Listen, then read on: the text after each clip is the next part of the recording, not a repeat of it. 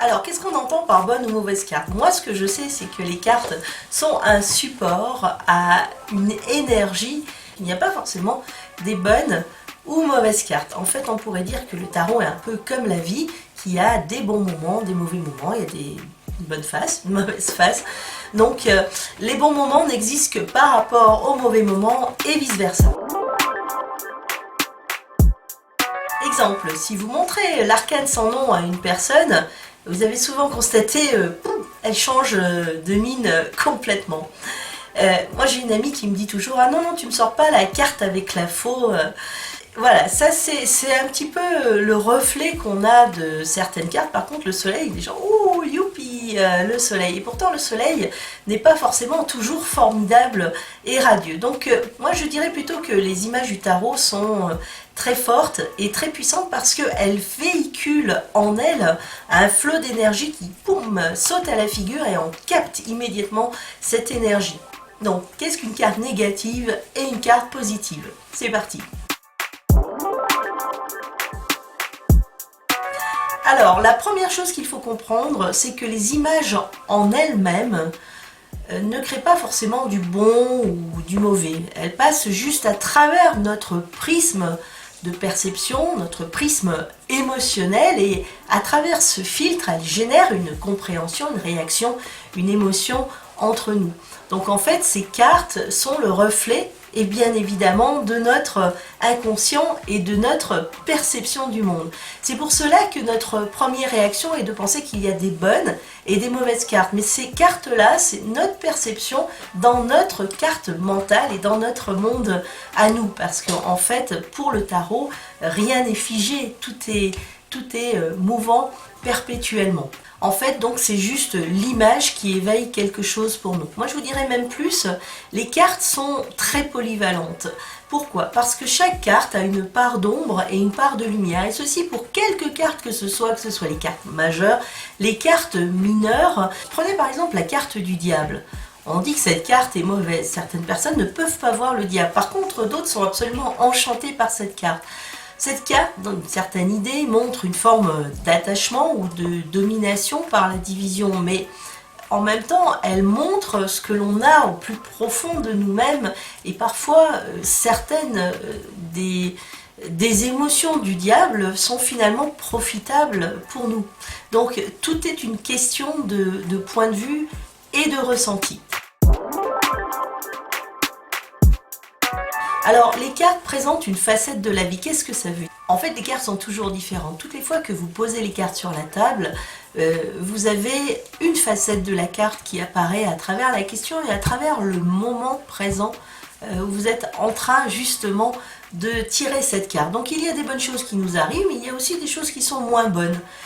Par exemple, on veut avoir un super travail, on veut vraiment avoir une superbe situation, mais on ne pense pas que pour avoir cette situation, il faut également faire des sacrifices. Et ces sacrifices, c'est justement ces cartes-là qui vont nous le montrer, ces cartes que l'on va penser et dites négatives.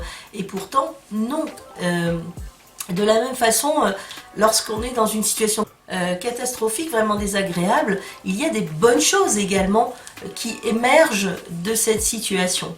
Donc le fait de regarder les cartes suivant un angle, une optique bonne ou mauvaise, c'est essayer surtout de comprendre l'énergie qu'elle transporte à un moment donné, l'énergie qu'elle transporte dans notre vie et quel est le message qu'elle nous donne à travers justement cette énergie. Prenons l'exemple de la carte du soleil, la carte dite la plus positive ou parmi les plus positives du jeu. Qu'est-ce qui se passe lorsque l'énergie du soleil est excessive? Essayez de vous mettre en plein soleil sur la plage en plein mois d'août, sans crème solaire et sans chapeau. Et restez 2 heures comme ça. Évidemment, ce n'est pas très agréable. Le soleil, c'est pareil, la carte du soleil, c'est pareil, elle est bien en petite quantité. Donc ce qui veut dire que toute carte, qu'elle soit excellente ou moins, a toujours son contraire. Et c'est cela qu'il faut comprendre. Donc se réchauffer à l'amour du soleil est formidable, mais quand l'amour est excessif, il brûle et il devient pesant. Donc on peut comprendre à ce moment-là vraiment toute la dimension, je dirais 3D de la carte, et c'est vraiment comme cela qu'il faut prendre les cartes. Alors, on parle des cartes négatives, des cartes positives. Elles peuvent être négatives, positives dans un tirage. Elles peuvent être à l'endroit ou à l'envers. Elles peuvent être en pour ou en contre. Qu'est-ce qu'on peut penser des cartes qui s'inversent?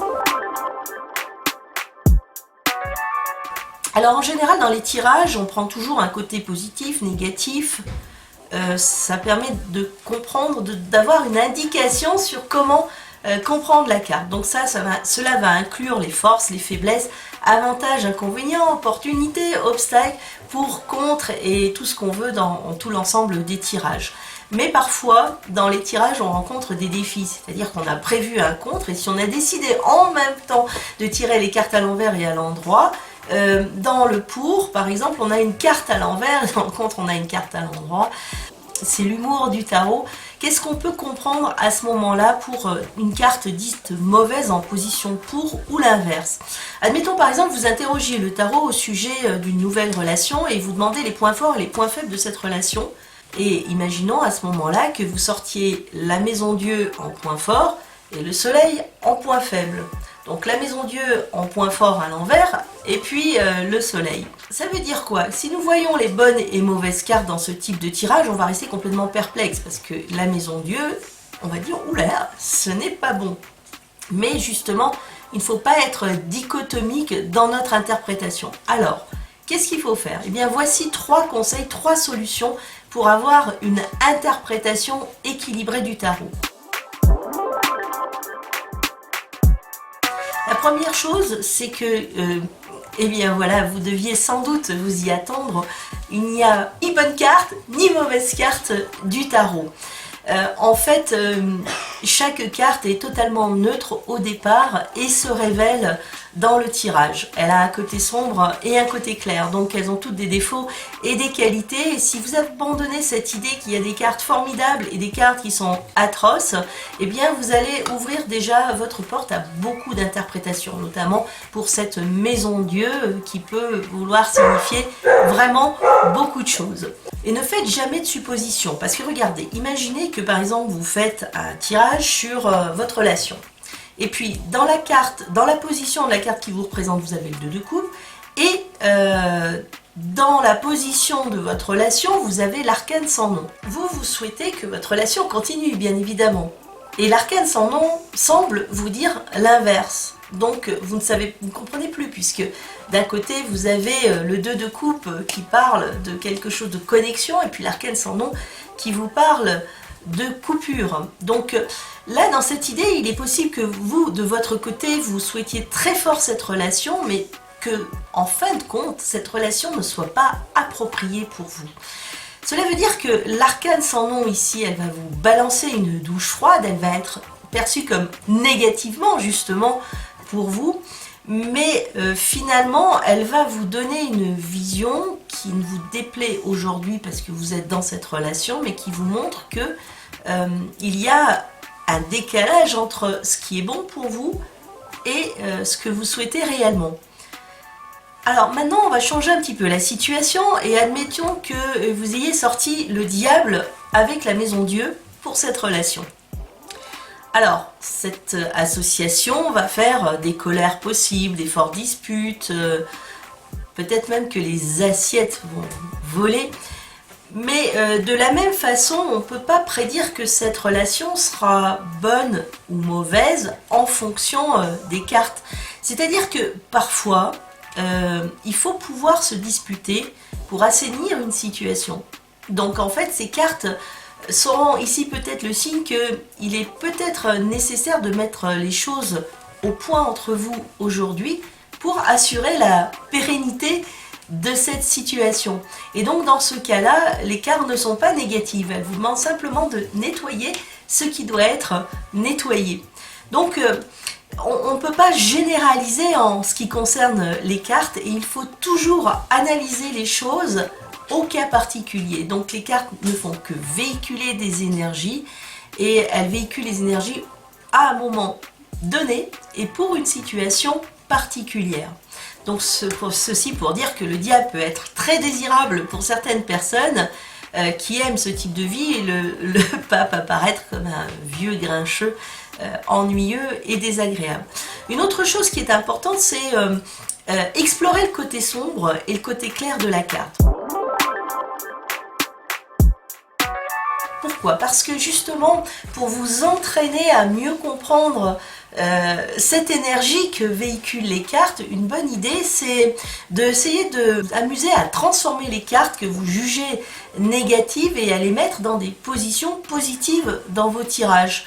Essayez de les voir après sous cet angle-là, parce que justement, ça va vous donner une autre vision de la carte. Enfin, essayez de regarder toujours le bon côté des choses. Alors, je ne vous dis pas de mettre des lunettes roses pour interpréter vos tirages, mais les cartes sont assez objectives en fin de compte quand elles donnent le message.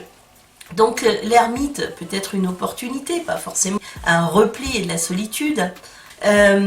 Donc tout dépend des situations et quelque chose qui a l'air négatif à un moment et désagréable ne l'est pas forcément sur du long terme. Donc ça, ceci est important.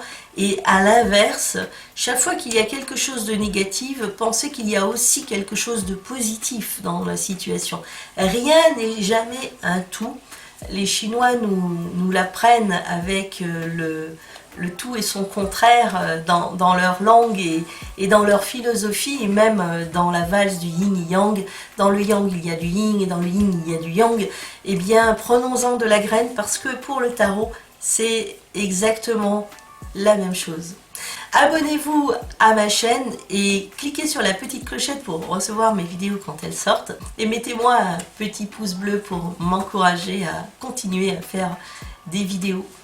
Merci beaucoup et à très bientôt dans une prochaine vidéo.